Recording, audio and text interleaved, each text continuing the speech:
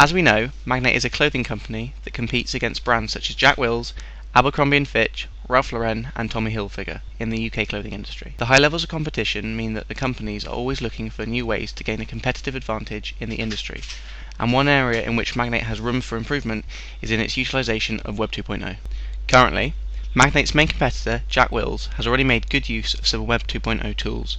For instance, Jack Wills has an official Facebook and Twitter page. So far, Magnate has made use of clothing catalogues, TV and magazine adverts to promote their brand name. I'm here today to demonstrate the many possibilities available to Magnate in the world of Web 2.0. Web 2.0 generally describes a web application that allows its users to view its content in a more interactive fashion. Users are able to comment, share, rate, etc. Basically, there is an increased emphasis on user interaction and collaboration. Some of examples of Web 2.0 applications are Facebook and Twitter. Participation is the driving force of Web 2.0. Activities such as blogging and social networking facilitated the growth of Web 2.0. Standards provide the essential platform for websites to build on. Common user interfaces allow for greater consistency and integration of Web 2.0 tools. Decentralization gives the feel of spontaneity and flexibility, as applications and services are shared over many systems rather than just one. Openness, one of the key factors of Web 2.0, is made possible by developers making their content easily accessible. User control emphasizes interaction with the content that users access and is driven by the individuality of the user. Some advantages of Web 2.0 are that it is a cheap form of advertising, a good PR tool, and it is easy for the consumer to use. Some disadvantages of Web 2.0 are that it can bring bad publicity for the company, it is expensive to run, and that it can be oversubscribed and cause the system to crash. A Facebook page would help spread the brand name across the Facebook community. The enormous community on Facebook would serve as a large target market, and this would help increase the company's consumer base. Personal information of the fans of the page could be manipulated into a marketing strategy in the future. It would give the company a cheap and convenient platform on which to advertise their products and a way to promote brand loyalty. Twitter would allow Magnate to increase their targeted consumer base. Whilst Facebook users are all over the world, Twitter is more popular in North America than anywhere else. This would be ideal for Magnate to target that specific region with specifically tailored marketing campaigns. So far, the company's web page has not been developed into anything more than a Web 1.0 page. Turning the page into a Web 2.0 service would involve implementing interactive tools, games, video, and pictures on which customers can utilize, comment, and share.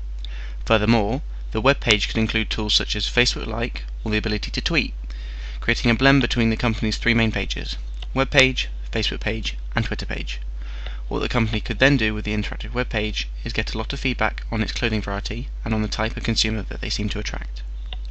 The company also needs to provide its consumers with the convenient option of purchasing products online. Links to this particular page could be placed on all the company's other pages to give existing and new customers an easy way to buy clothes.